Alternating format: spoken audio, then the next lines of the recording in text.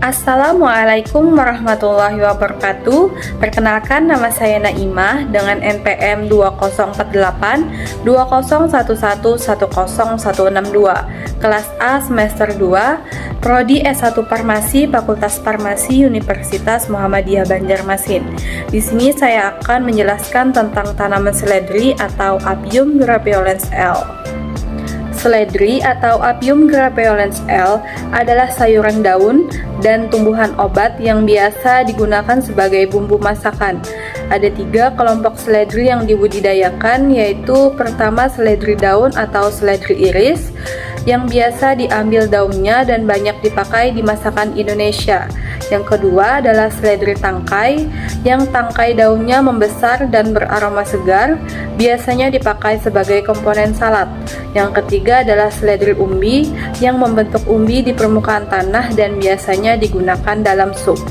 Kemudian taksonomi seledri, nama tanaman seledri, nama ilmiah Apium grapeolens L, kingdom Plantae, divisi Spermatophyta, subdivisi Angiospermae, kelas Dicotylodonae, ordo Umbelliferales, famili Umbelliferae atau Apiaceae, genus Apium, spesies Apium grapeolens L, nama umum seledri, nama internasional seledri, nama lokal Sumatera seledri, Jawa seledri, Jawa Tengah seledri, dan Kalimantan daun sop. Kemudian morfologi seledri.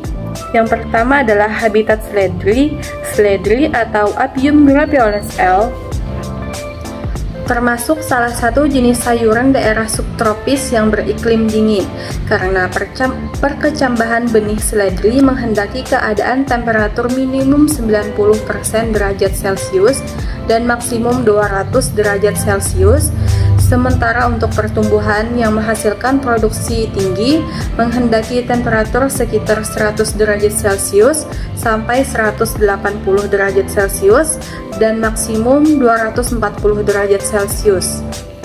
Tanaman seledri ini sangat cocok dikembangkan di daerah yang memiliki ketinggian tempat antara 0 sampai 1200 meter di atas permukaan laut dan udara sejuk dengan kelembapan antara 80% sampai 90% serta cukup mendapat sinar matahari. Seledri kurang tahan terhadap air hujan yang tinggi, oleh karena itu penanaman seledri sebaiknya pada akhir musim hujan atau periode bulan-bulan tertentu. Persyaratan tanah yang ideal untuk tanaman seledri atau Apium grapeolens L adalah harus subur, banyak mengandung bahan organik atau humus, tata udara atau aerasi, dan tata air drainase tanah baik, serta reaksi tanah pH antara 5,5 sampai 6,5 atau optimum pada pH 6,0 sampai 6,8. Tanaman seledri sangat menyukai tanah-tanah yang menyukai garam, natrium, kalsium, fosfor, dan boron. Kemudian yang B, deskripsi seledri. Tanaman seledri atau Apium grapeolens L termasuk tanaman dikotil atau biji berkeping 2 dan merupakan tanaman setahun atau 2 tahun yang berbentuk rumput atau semak. Tanaman seledri terdiri dari akar, batang, daun, bunga, dan buah. Yang pertama adalah akar. Akar tanaman seledri yaitu akar tunggang yang memiliki serabut akar yang menyebar ke samping dengan radius sekitar 5-9 cm dari pangkal batang, dan akar dapat menembus tanah sampai kedalaman 30 cm, berwarna putih kotor. Yang kedua adalah batang. Batang seledri memiliki batang tidak berkayu, memiliki bentuk bersegi, beralur, berwas, tidak berambut, bercabang banyak, dan berwarna hijau. Kemudian yang ketiga adalah daun. Daun tanaman seledri, daun majemuk menyirip ganjil dengan anak daun 3-7 helai.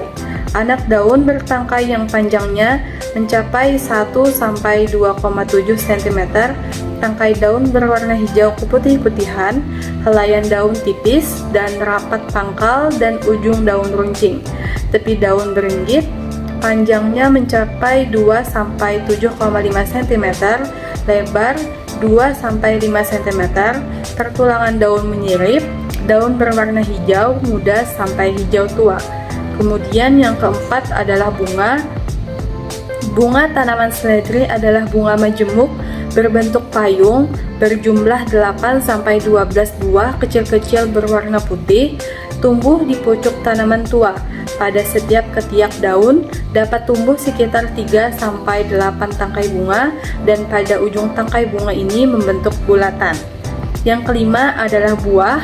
Buah tanaman seledri berisi set atau kering berbentuk elip dan kadang berbentuk suborbikular, berlekuk, berukuran kira-kira 3 mm, dengan warna coklat keabu-abuan, beraroma, dan berasa sedikit pahit jika dimakan.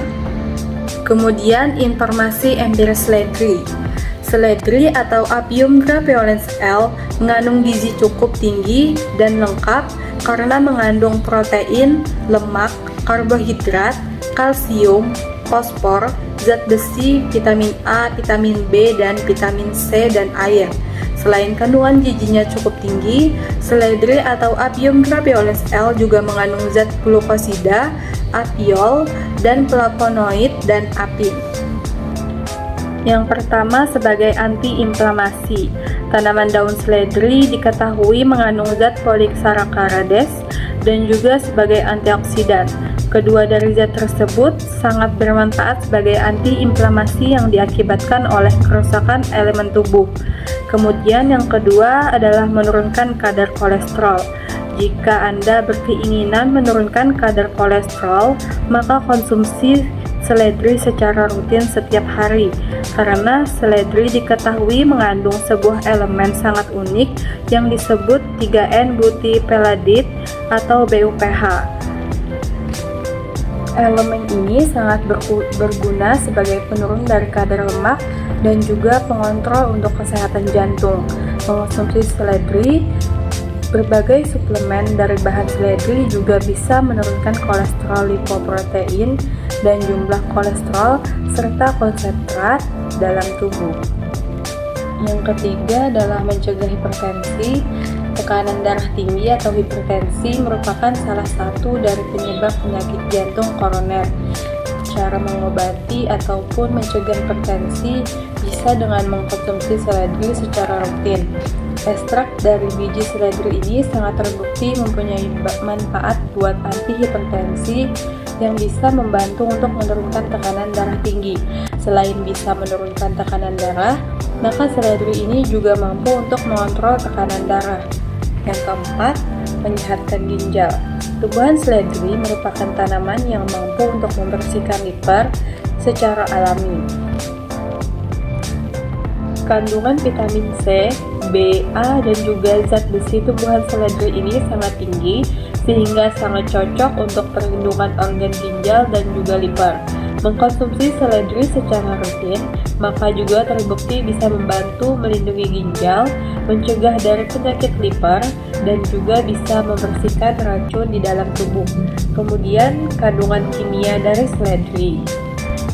Seluruh herba seledri mengandung glikosida apin atau glikosida flavon, isoquercetin, dan umbelliferon, juga mengandung mannit, inosit, asparagin, glutamin, kolin, linamaros, provitamin A, vitamin C, vitamin B, dan kandungan asam-asam dalam minyak atsiri pada biji seledri antara lain asam-asam resin, asam-asam lemak terutama palmitat, oleat, linoleat, dan petroselinat.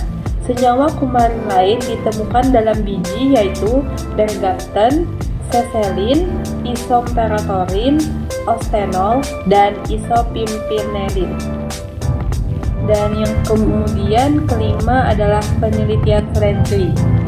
Dalam Journal of Aviation Based Complementary atau Alternative Medis, Koti dan Darai menyimpulkan bahwa seledri memiliki karakteristik antioksidan yang kuat karena ia memiliki sejumlah senyawa kimia, diantaranya adalah cavic acid, peicomeric acid, ferulic acid, epigenin, luteolin, tenin, saponin, dan camprol. Dengan banyaknya kandungan senyawa bioaktif yang dimiliki oleh tanaman ini, maka seledri merupakan sumber bahan obat yang baik untuk mengatasi berbagai macam penyakit.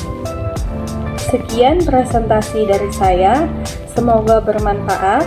Salah dan silap mohon maaf. Assalamualaikum warahmatullahi wabarakatuh.